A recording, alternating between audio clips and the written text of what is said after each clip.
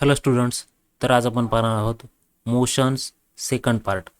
Last पार्टमध्ये आपण cover up केलं तर इनर्शिया आणि ॲरिस्टॉटल्स फॉलसी, आणि या पार्टमध्ये आपण कव्हर अप करणार आहोत न्यूटन्स लॉज.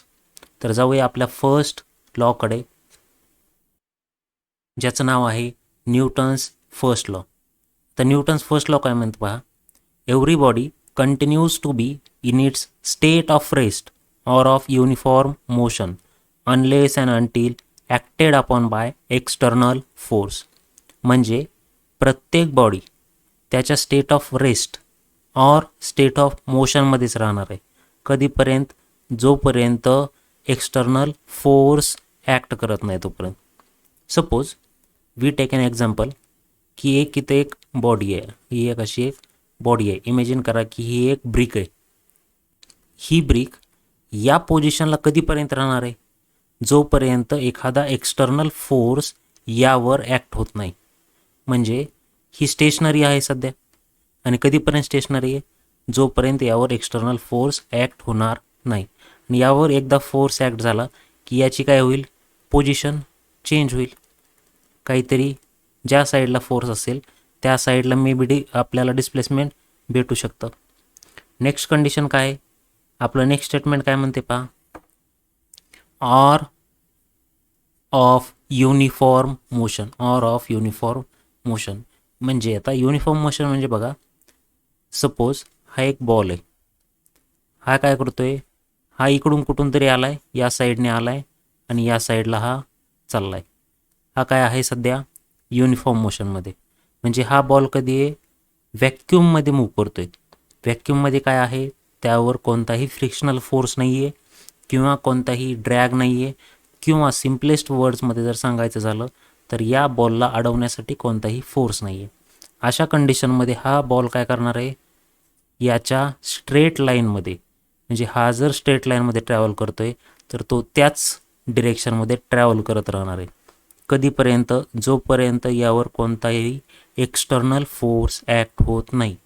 इमॅजिन करा या बॉलवरती की एक्सटर्नल फोर्स ॲक्ट झाला.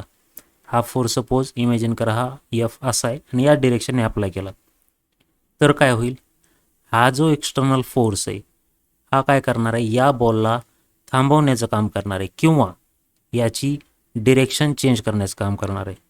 आणि हेच आपल्याला काय सांगतोय, न्यूटन्स लॉ सांगतोय की every body continues in its state of rest, म्हणजे कोणती first condition, or of uniform motion म्हणजे ही second condition, unless and until acted upon by external force, म्हणजे कोणता, हा एक फोर्स आणि हा एक फोर्स. म्हणजे जोपर्यंत एखाद्या बॉडीवर एक्सटर्नल फोर्स अप्लाय होणार नाही तोपर्यंत ती बॉडी त्याची युनिफॉर्म स्टेट ऑफ मोशन और uniform state of rest change करणार नाही. तर जाऊया आपल्या नेक्स्ट लॉकडे. आणि नेक्स्ट लॉकडे जाण्याच्या आधी आपल्याला काही गोष्टी आपल्याला माहीत पाहिजेत. ती कोणती, तर मोमेंटम. आता मोमेंटम म्हणजे काय, it is defined as product of mass and velocity. Product of mass and velocity म्हणजे सपोज एखादा ऑब्जेक्ट आहे. सपोज मी इथे एक असा ऑब्जेक्ट ड्रॉ करतो.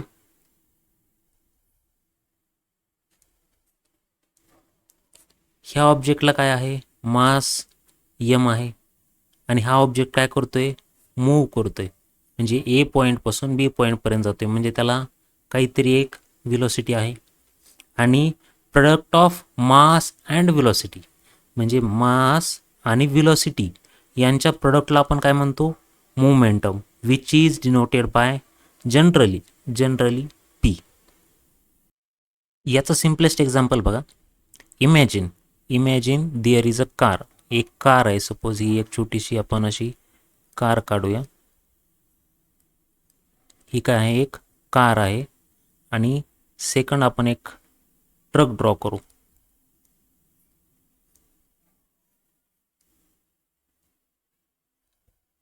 ही कार आहे, ही आहे ट्रक आहे. आपल्याला काय माहिती आहे, कारचं वजन हे कधीही ट्रकपेक्षा कमी आहे. म्हणजे याला जर आपण M1 म्हणलं आणि याच्या मासला जर आपण M2 म्हणलं तर आपण इझिली काय म्हणू शकतो, मी तर साईडला लिहितो, M1 is less than M2. आता बघा आपल्याला काय करायचं आहे, या दोनही गाड्या काय आहेत, स्टेशनरी, दोघंही एका ठिकाणी थांबलेले आहेत आणि आपल्याला दोघांनाही काय करायचं आहे, व्हेलॉसिटी द्यायची, दोघांनाही व्हेलॉसिटी द्यायची, दोघांनाही व्हेलॉसिटी सेम द्यायची. म्हणजे सपोज या दोघांची व्हेलॉसिटी सेम आहे म्हणून मी या दोघांना V1 म्हणले, तर मला कोणाला ढकलायला सगळ्यात सोपं जाईल? सिंपल गोष्ट आहे, कार. का सोपं जाणार आहे? कारण की कारचं काय आहे, मास कमी आहे. काय आहे? मास कमी आहे. म्हणजे सपोज या दोनही गाड्यांना जर मला 10 km/h जर स्पीड द्यायची असेल तर मला सगळ्यात सिंपल काय जाणार आहे, कारला धक्का देणं. याचं कारण काय? कारण की कारला मोमेंटम कमी असणार आहे. म्हणजे काय, कारचं मास कमी आहे आणि व्हेलॉसिटी तर दोघांचीही सेम आहे. ट्रकचं मास जास्त आहे, व्हेलॉसिटी इथं पण सेमच आहे. म्हणजे ज्याचं मास जास्त त्याच्यामध्ये मोमेंटम जास्त. सिमिलरली जर दोन कार असतील, दोघांचंही वजन सेम आहे, एकाची जर आपण इमॅजिन करू, एकाची स्पीड आहे 20 km/h आणि दुसऱ्याची स्पीड आहे 40 km/h, तर मला 20 km/hच्या कारमध्ये कमी मोमेंटम असणार. का? कारण की त्याची व्हेलॉसिटी कमी आहे. मास जरी दोन गाड्यांचं सेम असलं तरी व्हेलॉसिटी काय करणार आहे, डिफर करते. म्हणजे इथं प्रोडक्ट चेंज होते. मग याचं सिंपल बघा, एका कारमध्ये आता ही जर कार आहे आणि आपण आणखी एक कार काढूया,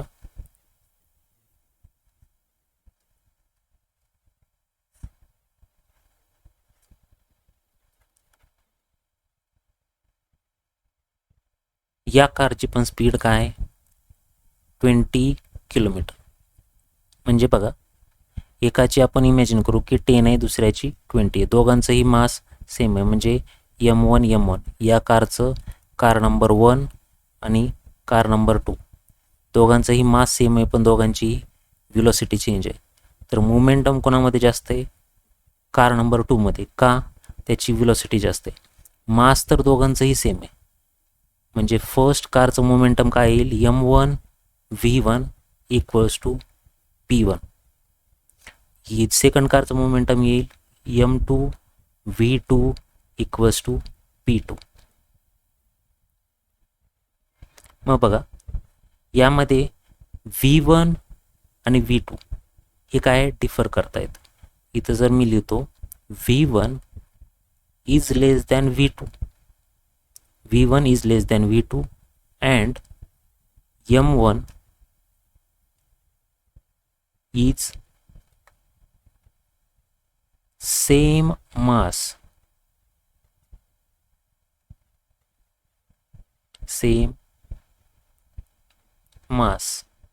दोन्ही गाड्यांचं सेम मास आहे. M1 हे काय आहे, सेम मास आहे दोन्ही गाड्यांचं. मग काय होईल, इथं बाय मिस्टेक M2 झालं.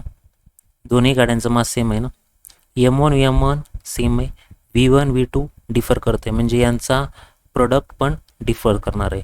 आणि हे कशावर डिपेंड करणार आहे, V1वर. कारण की इथं मास सेम आहे, व्हेलॉसिटी डिफरंट आहे.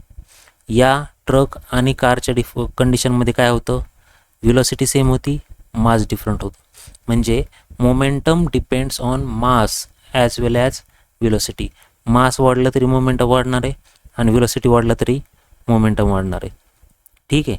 आणि हे आपल्याला लागणार आहे नेक्स्ट लॉसाठी, ज्याचं नाव आहे न्यूटन्स सेकंड लॉ.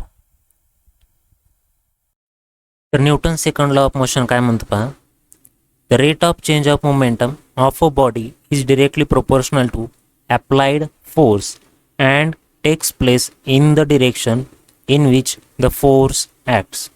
म्हणजे rate of change of momentum, momentum म्हणजे काय आपण आत्ताच पाहिले, momentum is denoted by P. Rate of change of म्हणजे delta P is directly, rate of change म्हणजे delta P upon delta T is proportional to applied force, म्हणजे फोर्सला proportional आहे. Rate of change of momentum is proportional to the applied force and takes place in the direction in which force acts. म्हणजे हा कुठे act करतोय, in the direction in which force, ज्या साईडला force आहे त्या साईडला ॲक्ट करणार आहे. आता याला पहा, जर आपल्याला प्रोपोर्शनॅलिटी सिम्बॉल काढायचा असेल तर आपण काय घेणार, एक proportionality constant F equals to K delta P upon delta T, where k is constant of proportionality.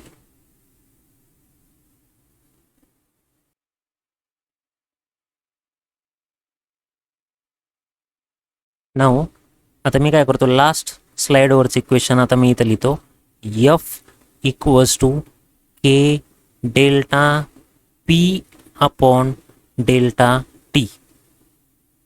आता बघा, if limit delta t tends to 0, if limit delta t tends to 0 म्हणजे डेल्टा टी काय व्हायला लागलाय, 0च्या जवळ चाललाय, म्हणजे instantaneous change in momentum.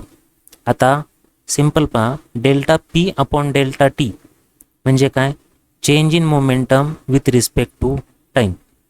हा चेंज इन मोमेंटम जर इन्स्टंटेनियस असेल, म्हणजे आपल्याला कमीत कमी वेळेचं, आपल्याला एका इन्स्टंटचं पाहायचं असेल तर डेल्टा टी काय होणार आहे, 0च्या जवळ जाणार आहे, टाईम कमी होत जाणार आहे.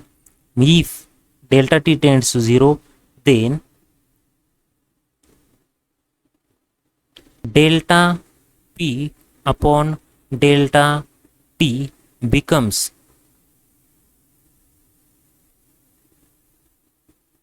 डेरिव्हेटिव्ह होतो, म्हणजे काय होतो, D P bar upon D T.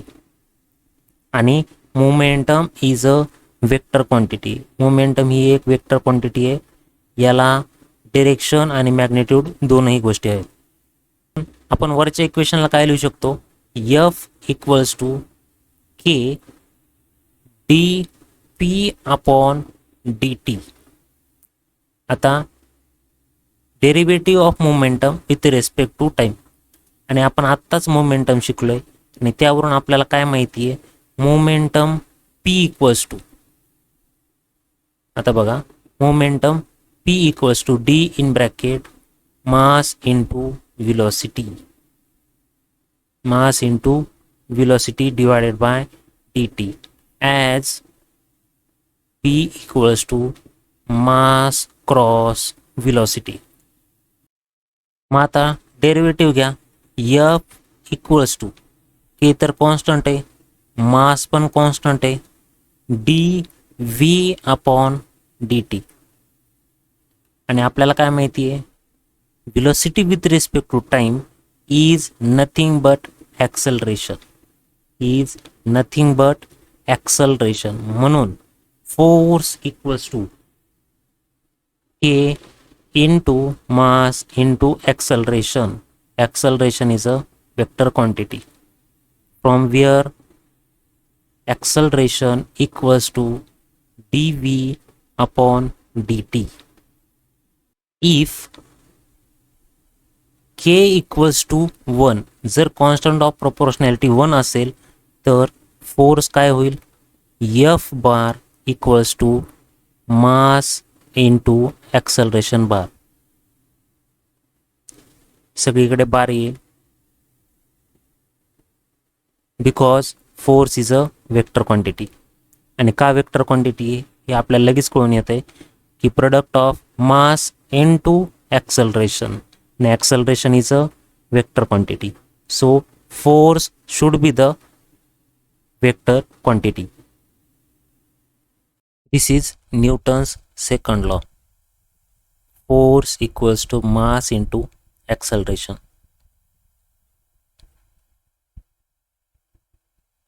Now we will move to our next and last law, which is Newton's third law. आता पहा, न्यूटन्स थर्ड लॉ काय म्हणतोय, to every action there is always an equal and opposite reaction. म्हणजे कोणत्याही ॲक्शनला तिथं equal आणि opposite reaction असणार आहे. म्हणजे पहा, सपोज ए नावाची बॉडी आणि बी नावाची एक बॉडी आहे. यामध्ये जर ए नावाची बॉडी जर बी नावाच्या बॉडीवर फोर्स अप्लाय करत असेल, त्या फोर्सला आपण नाव देऊया FAB. म्हणजे काय? Force applied by body A on body B is equal and opposite. Equal and opposite म्हणजे बघा, जेवढा ए बीवर फोर्स लावणार आहे तेवढाच फोर्स बी हा एवर लावणार आहे. म्हणजे दोनही फोर्स सेम असणार आहेत. Force applied by body B on A, हे दोनही काय आहेत? सेम आहेत. फोर्स अप्लाइड, आता पहा, force applied by body A on B equals to force applied by body B on body A in opposite. बघा, इक्वल अँड अपोजिट आलेत. म्हणजे ए जर बी या बॉडीवर फोर्स या डिरेक्शनने लावत असेल तर बी ही बॉडी या डिरेक्शनने फोर्स लावणार आहे. दोनही फोर्स इक्वल आहेत पण डिरेक्शन अपोजिट आहे. याचे सिंपल एक्झाम्पल म्हणजे कोणते? तर वॉकिंग.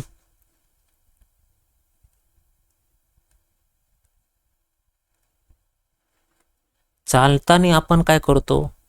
आपण जमिनीवरती फोर्स लावतो आणि आपल्याला किंवा आपल्या बॉडीवरती काय करते जमीन? तेवढाच फोर्स इक्वल अँड अपोजिट डायरेक्शनला लावते. म्हणून तर आपण जेव्हा चालतो तेव्हा एका पॉईंटपासून दुसऱ्या पॉईंटकडे जाऊ शकतो. आणखी जर एक्झाम्पल म्हणजे पाहिलं तर कोणतं? Bouncing of ball. Bouncing of बॉलमध्ये काय होतं? इमॅजिन करा, मी जर एक बॉल एका भिंतीवरती फेकलाय तर तो बॉल काय करतो? त्याच स्पीडने परत माघारी येतो.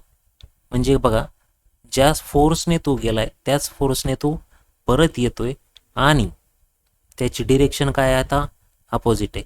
म्हणजे जाताना जर तो उजवीकडून डावीकडे गेला तर भिंतीला लागल्यानंतर तो डावीकडून उजवीकडे येतोय. म्हणजे फोर्स इक्वल आहे पण अपोजिट आहे. आणि याचमुळं आपल्याला क्रिकेट खेळता येतो. इमॅजिन करा, जर न्यूटन्स थर्ड लॉ एक्झिस्टच केला नसता तर आपण क्रिकेट खेळू शकलो नसतो, आपण वॉकिंग करू शकलो नसतो, आपण पोहू शकलो नसतो. अशा अनेक गोष्टी आहेत की ज्या आपण करू शकलो नसतो किंवा आपल्या आसपास आपल्याला पाहायला किंवा एक्सपिरियन्स करायला भेटल्या नसत्या. याचं तुम्हालाही कोणतं जर एक्झाम्पल माहीत असेल तर खाली कमेंट बॉक्समध्ये नक्की मला कळवा. होप सो तुम्हाला न्यूटन्सचे 3ही लॉ समजले असतील. काहीही अडचण असेल मला नक्की कळवा, मी तुमची मदत नक्की करेल. थँक्यू. भेटूया पुढच्या पार्टमध्ये with examples and problems on the Newton's third law.